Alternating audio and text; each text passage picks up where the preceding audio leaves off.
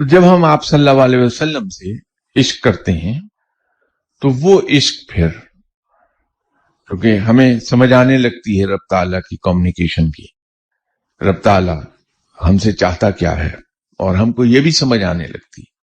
कि रब ताला को हमारी जरूरत नहीं है, हमारी नेकियों की भी जरूरत नहीं है, हमारी इबादत की भी जरूरत नहीं, वो इन चीजों से बेनियाज है, बेपरवाह है। तो वहां पे फिर उससे प्यार होता है कि रब ताला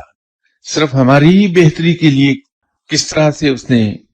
1,24,000 पैगंबर भेजे, किताबें उतारी। तो जब हमें ये पता लगता है कि रब ताला